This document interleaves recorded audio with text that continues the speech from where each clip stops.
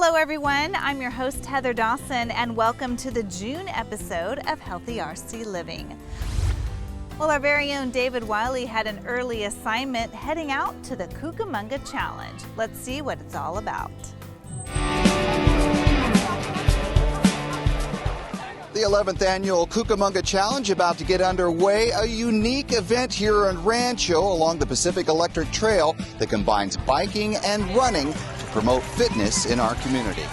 The Cucamonga Challenge has become a late spring tradition in Rancho. The annual event starts and finishes along the PE Trail near Central Park, and it's the result of a collaborative effort from many. The Friends of the Pacific Electric Trail puts this event on every year, and we do have a beautiful partnership with the city of Rancho Cucamonga to help make this a big success. And without the city's help, this would not be as successful as it is. The Cucamonga Challenge offers 5 different events, including 5 and 10K runs, as well as 8 and 31-mile bike rides. The day's event started off with a 31-mile bike ride. That was followed a short time later by those riders ready to take on the shorter 8-mile course. The running events were up next, with hundreds of runners taking part in the 5 and 10K runs, including members of the running club, the Cucamonga Kangaroos. While the running events were timed, this wasn't really a racing event, but a chance for people at all fitness levels to be active and experience the PE Trail. For many, the PE Trail has become a favorite destination and part of their routine. It's just a great place to meet people, socializing. It's safe. It's just fun. Oh, it's safe. It's beautiful. No cars. It's the same as last year. One thing is for sure, every participant in the Cucamonga Challenge had their own reason and story for taking part in the event. But no one attracted more attention than Peggy Abundez, who ran the event in full firefighter gear to represent firefighters like her husband who are at an increased risk for cancer. I don't know, a lot of the public may not be aware, but the firefighters are at a much higher rate of cancer because of all the toxins they're exposed to, and they don't always get the support they need when they come down with cancer, and that's what Code 3 for a Cure is about. So I'm here to represent Code 3 for a Cure and also to support Friends of the Pacific Electric Trail. It's a great cause. We're happy to be out here. And while Peggy and the other participants are what the Cucamonga Challenge is all about, organizers of the challenge say the success of the event over the years is bigger than that. I think it's really the trail itself. I mean, yes, we put this event on every year, but it's because it's so popular with every age group. You've got seniors who are out here walking, moms in strollers, people walk their dog, they walk after dinner, they commute. They come here for fun, they ride their bikes. It's just such a popular amenity in the city that it's easy to have an event that's framed around this. And the Cucamonga Challenge has certainly been successful in publicizing the PE Trail, not only to Rancho residents, but to people throughout the region. This is a family fun event that we want to make sure that the folks from the Inland Empire are able to use the Pacific Electric Trail as a fun way to be active, healthy, and just enjoy themselves. And the many groups and businesses that came out to support the Cucamonga Challenge agree. The PE Trail helps support their efforts and has transformed the community's approach to fitness. Well, you know, the Pacific Electric Trail is really great because they are trying to get everyone into the active lifestyle, which is what we're all about, you know. It is basically one of the reasons why we decided to open our store is when we moved here to Rancho and the trail opened up, we saw this great trail system and already a lot of people using it and thought, you know, it's really wonderful. So a lot of times when we have people come in to the store, we let them know about it, and some of them may not have ever seen it, and so we give them information about a safe place to exercise. Most of the folks that come through, you know, a lot of times they're new to cycling. They haven't been on a bike since they were kids. You know, they're now adults, have their own kids, and they want to do something with their families. So the trail being, you know, just a mile north of where we're at is actually really nice, and they get to come out and have fun, be in a safe environment, and you know, be part of, again, the community. And it's that sense of community that keeps people coming back to the PE Trail and the Cucamonga Challenge. And even if you didn't make it out to this year's Cucamonga Challenge, the Pacific Electric Trail is always here to get you and your family in shape. From the Pacific Electric Trail, I'm David Wiley for Healthy RC Living. And now let's head to the Rancho Cucamonga Animal Center, where Marco Gutierrez shows us how employees walk their dogs on their lunch hour. The Shed Pounds with Hounds program started a few years ago. It's an innovative way to promote healthy living within the city of Rancho Cucamonga, and it doesn't only benefit Rancho Cucamonga citizens, but also our four-legged canine friends. So we always have animals that need to be walked. We have dogs here for extended stays, and one of their major points of enrichment are getting out on dog walks. So we thought, well, why not pair up with the city, and we're a city department, so why not get all of our city employees involved in walking our pets? So that's how this program came about. And what it is city employees every year, the first couple months of the year, we have them come over and they do little mini pack walks. So they come in, they check in, they take our small dogs or even our large dogs if they've been trained to handle them out for walks together. It provides enrichment for the dogs. They get to be around other people, other dogs. It also helps us work on their leash skills so that it makes them more better adoption candidate. And it also gives the city employees something fun to do on their lunch hour and something that's really important. And it really goes back to our mission of building a community in which every adoptable pet finds a home. Being part of the Healthy RC, it not only benefits us as far as employees, but it also helps the animal shelter, because then more of the dogs are getting walked, and then obviously it benefits the dogs, especially the larger ones that, typically I would think that not a lot of families would want to adopt, but I think the more that they're worked with, of course, then they're going to be, a little bit more adoptable, a little bit happier. Yeah, and it's just fun. It's just a nice diversion in your day, and you get to, I use it as part of my lunchtime and come out and do that. And so once you start doing it, it seems like it's a little bit addictive. When you don't get to do it, you miss it. With the sports division, we do May Fitness Month, which is a campaign for the National Physical Fitness Month of May. So we do drop-in programs ourselves every day for our residents and participants. So this is just something that we can participate outside of our own division. My coworker sent us all a screenshot of the email we got, and we just came out here for some team bonding. We're all dog people, so we wanted to come out and check out the pooches.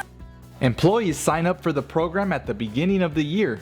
Many of the city volunteers have even gone on to become regular volunteers and come in on their personal time. So to become a volunteer at all, whether you're a city employee already or you're just a private person in the community, same process. You go on the city website and fill out a volunteer application. You select us as a department you want to volunteer for. And then as soon as that's processed, we get you in on site for an orientation and then let you tell us, what are your interests? Are you interested in dog socializing, cat socializing, helping us clean, because we always need cleaning, because we have a lot of animals here and they like to make messes. So whatever you're interested in, we even do community outreach. So we do a lot of off-site events, both PR and adoption side. So we even have volunteers that attend those events and help staff run those events. So you pretty much just tell us what you're interested in, and then we get you paired up with a staff member that will train you on how to do that. And then from there, you kind of schedule your time. And when it comes to animal socialization, we have everything from dog walking, play groups, to just spending time with our cats. Photography, we always are in need of good photos and videos of our pets that helps market them. And that's pretty much it. So really, once you're a volunteer with us, you just have to give 5 hours per month. So we're pretty flexible with that. We just want to get a commitment to make sure that they're going to come back and keep helping us with our animals. If you're looking for a healthy mind and body activity, the Shed Pounds with Hounds program is a great way that encompasses Healthy RC. Whether you're a city employee who wants to step away from their desk or an RC resident who would like to volunteer, visit the Rancho Cucamonga Animal Center and find out more. Reporting for Healthy RC, I'm Marco Gutierrez. Now let's take a flight to Mexico for a holistic approach to healthy RC living at Coyote Canyon Elementary School.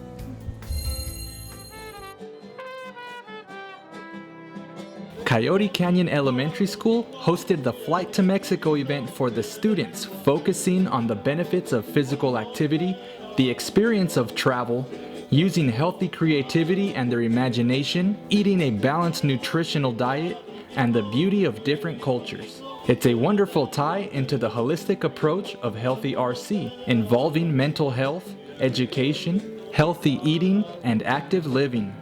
Election day, the kids get to vote where they want to go, so they got to choose one of 4 destinations, and they chose Mexico. So then once Mexico was chosen, then the planning began. We start to form a flight committee, and then the parents start to share different locations and destinations and what we want the kids to experience. And then that's months of planning, trying to figure out all the details, and then after that, then we start contacting the community, trying to see if we can get some donations or use our contacts. So the committee grows from being maybe 5 parents to 15 to 20 to today I think we have about 50 parents. No detail was spared in making it an authentic travel experience. With passport and boarding pass in hand, the children made their way through security checkpoints, landed in Mexico City, and eventually made their way through customs. And the goal is to get the kids excited about it. We send out information to the classroom of facts about Mexico and the traveling. They get boarding passes. And we kind of think of the experience from the beginning to the very end. Like, what are they going to feel? What are they going to experience? What are they going to see? We try to have everybody stay in character throughout the whole event so that when they leave, they feel like, wow, I went somewhere today. It was a great experience. First of all, it started with a lot of volunteers setting up and putting flowers and banners and everything all over the place, and it was just great just setting up. And then today, then the kids came in and we did TSA, and that's why I'm dressed in uniform today. And we actually, used the same words that TSA usually use. Get your boarding passes ready, have your arms up, we're getting ready to scan you. And the kids get so excited with that, and they really think it's real because usually when they go through TSA, they're with their parents. But today they're by themselves, so they were a little bit nervous just pretending to get on the flight. And once they got on the flight, it was just great. The trip included an engaging tour of the historic center of Mexico City, then a visit to the ancient canals of Xochimilco and the archaeological site of Teotihuacan. Activities of movement included a folkloric dance demonstration and Aztec dancers.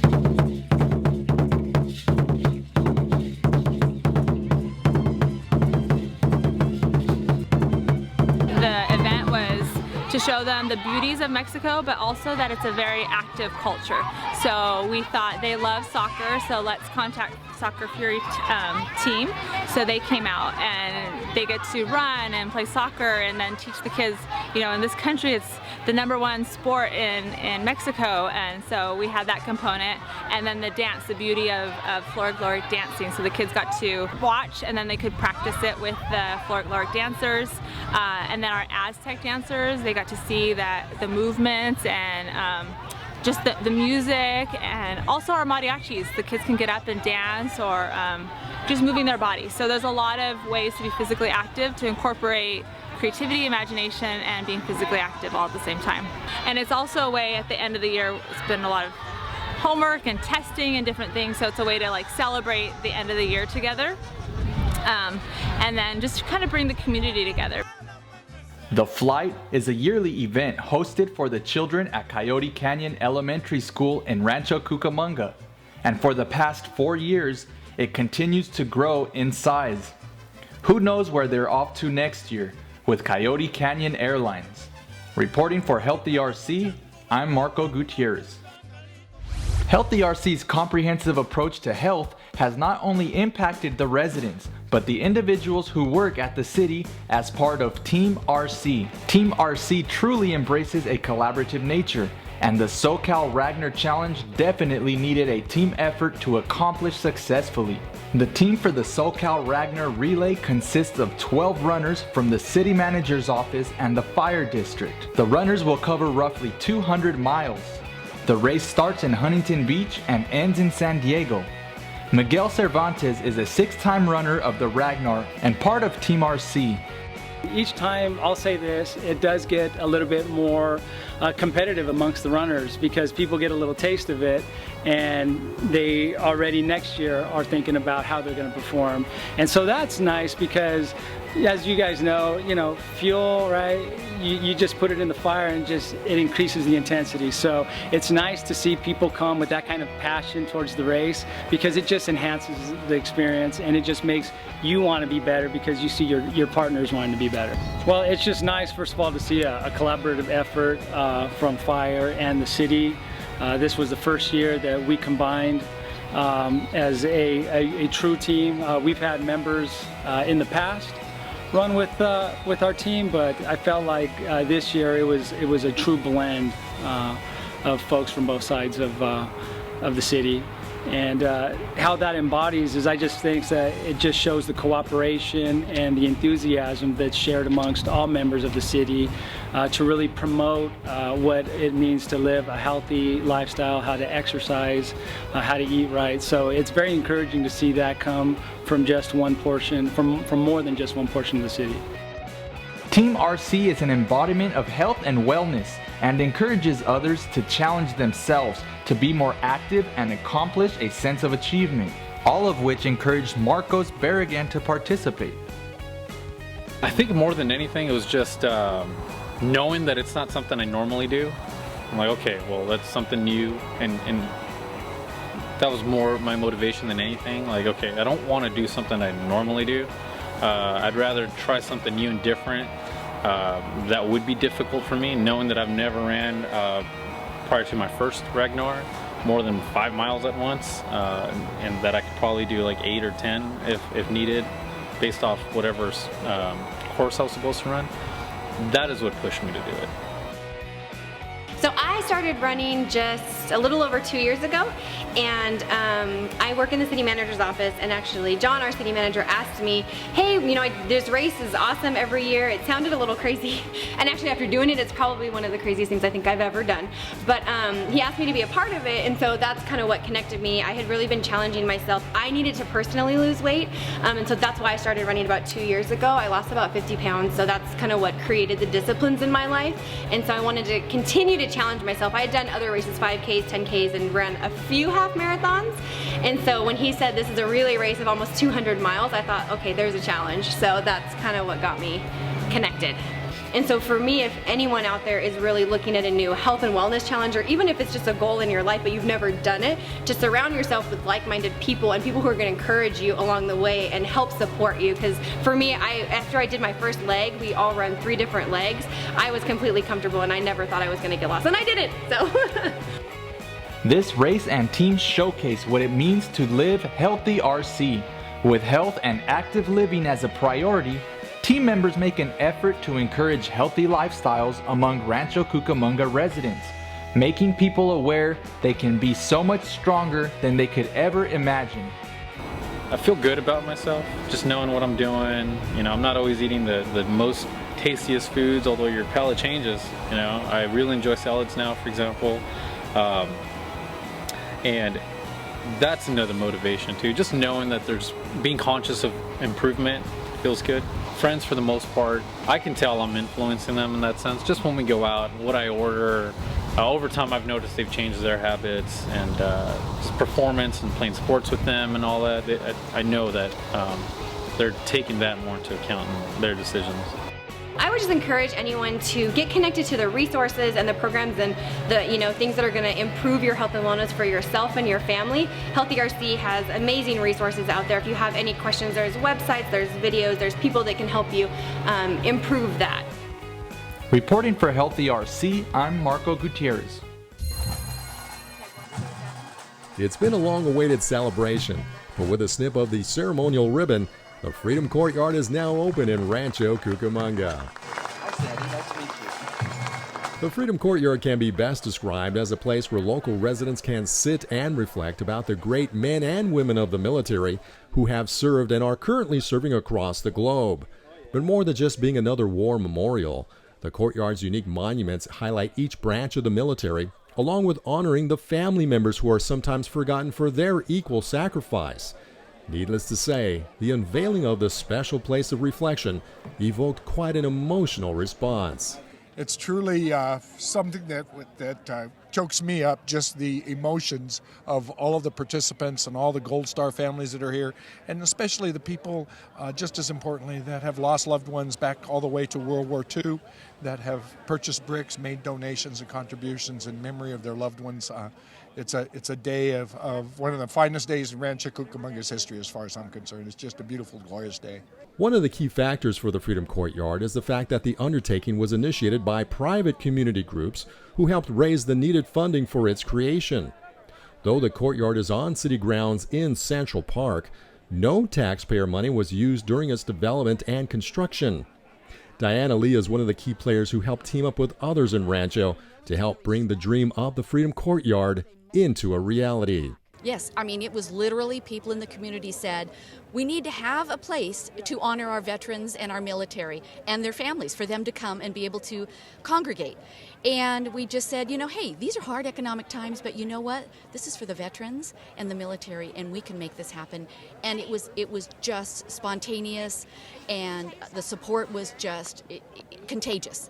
Oh, absolutely. It was a community effort. It's all nonprofit, all donated services, all volunteers, and not funded by the city. So it's a wonderful community effort. At the conclusion of a very well-attended dedication ceremony, members of the community began to flood the courtyard to get an up-close look at this special place and to begin their time of honoring the loved ones of their life who have faithfully served our country. Well, being from an immigrant family as everybody, but my husband was from Germany and loved this country, became a citizen, and my mother was from Mexico. It just means so much to be just part of the American fabric. With its open architecture, the Freedom Courtyard is available for the community to visit during daytime hours at Central Park 7 days a week. And with a city that has long taken great pride in its sons and daughters who serve our country, you can expect to see many who will take the time to visit and spend time in reflection. From Central Park, this is J.R. Ibarra for Healthy RC. The numbers are stunning. 1 in 5 children in the Inland Empire lives in poverty. 31% of children only have one parent in their home. And only 21% of children in San Bernardino County are considered physically fit. On top of that, thousands of families are having trouble making ends meet, and providing even basic necessities proves to be a tremendous challenge. Fortunately, the Inland Empire United Way is dedicated to improving the lives and futures of those children and families in need right here in our community. There are literally thousands of families and adults who are struggling to make ends meet and to care for their loved ones right now. And at the same time, with the cuts to public programs, we know that the needs are just increasing. And that really means that it increases the needs for nonprofits like United Way to step up and to take care of those children and families in need. The Inland Empire United Way does just that by investing resources into programs that help those in need and fill in the gaps where public assistance or government programs fall short. With that in mind, the Inland Empire United Way is devoted to helping the local community, with 88 cents of every dollar donated going directly to programs that provide assistance locally. Every local dollar stays here and is invested into local programs. Everything that we do is really focused on 3 major areas of education, health, and financial stability. And the way that we do that is twofold. One is that we invest in a group of strong local nonprofit organizations, and then we also directly operate a number of collaborative programs here as well. That local effort goes to programs that make a major life-changing impact on people right here in our community. I had my home foreclosed on and I wasn't able to get a job right away, so I found myself homeless. I was living in an abandoned house for a short period of time, and we lived in our car. And when we could get money, we stayed in a motel, and it really wasn't a nice environment for children. They couldn't play. I would just like to say thank you to United Way. Not only did they give me a hand up and give me my self-esteem back, they provided me with the tools and instruments I need to be a successful employee and mother today. I feel so happy, and I can't put a dollar amount on all the things that they provided me with, and I'm so happy and grateful. The Inland Empire United Way is truly dedicated to supporting those that need help and providing opportunities for those who want to help. That's where 211 comes in. Similar to 911, 211 is a toll-free phone number manned by operators 24 hours a day who have information about all the programs and services available. The 211 call center at the Inland Empire United Way averages some 5,000 calls a month. And oftentimes, the callers might not even know what they're calling for, honestly. They might just call and say, here's my situation, and then that's our job to figure out what resources are available for that individual. Among the other programs that the Inland Empire United Way supports is CASA, which is short for Court-Appointed Special Advocate. It's a program where specially trained volunteers are teamed with kids who are in the foster care system who may be facing a variety of personal and legal problems and have no one to turn to. For Stephanie, it was CASA advocate Dominica who was there for her when she was dealing with a teen pregnancy, the stresses of a foster home, and other issues. Anytime I had problems or was just so frustrated to the point where I couldn't take anything anymore, I could call her and just talk to her and get all my stress and feelings out. I'm there when she needs somebody to talk to, and a lot of kids in the foster system don't have that. They don't have an adult who cares about them. And providing that individual guidance for troubled kids is what CASA is all about, and that mission is greatly aided by the Inland Empire United Way. They run a hands-on website that helps volunteers become aware of our programs. They go out and do sort of the big legwork on asking people to contribute to their campaign, and those monies get funneled back to programs like ours that are really, focused on the direct service in the community. There are so many ways the Inland Empire United Way helps our communities. Over 100,000 people benefited last year from the programs and resources provided by the Inland Empire United Way. But that wouldn't be possible without generous donations made by local residents, companies, and corporations. I would really just want to thank the many people who contribute to United Way on an ongoing basis, as well as those who are about to contribute to United Way, because it truly is the contributions of those many, whether it's donations of financial contributions, contributions of time as well, all of those contributions combined that allows us to impact so many lives on an annual basis. To learn more about the Inland Empire United Way, go to their website at ieuw.org or call them at 909-980-2857. And to learn more about resources that may be available to you, simply dial 211. In Rancho Cucamonga, I'm David Wiley for Healthy RC Living. And that wraps up the June episode of Healthy RC Living. I'm your host, Heather Dawson. If you missed any part of our show, you can go to our website, healthyrc.com. I'll see you next time.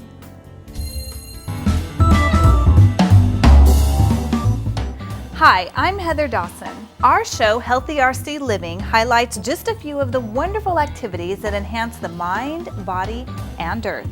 We take you to events around the city that'll enrich your mind. Live performances, library computer classes, and story hours are just a few of the ways the city helps people of any age learn and expand their abilities and imaginations. We also show you all the ways our city can help keep your body healthy. There's no better city for outdoor exercise, and we'll make sure you know all the fitness opportunities available in Rancho Cucamonga with our on-location reports.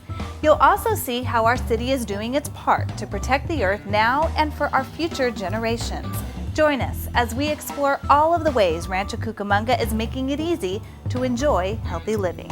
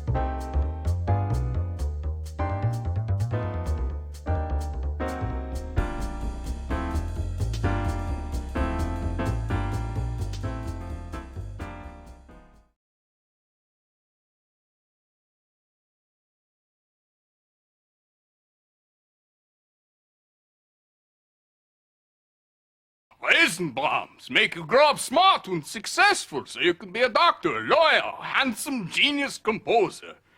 Like me. Feed your kids the arts. Visit AmericansForTheArts.org. Treat your family to Van Gogurt, packed with live and active culture to boost kids' math and reading skills. It's sure to satisfy your hunger for inspiration. Feed your kids the arts. For 10 simple ways to learn how, visit AmericansForTheArts.org.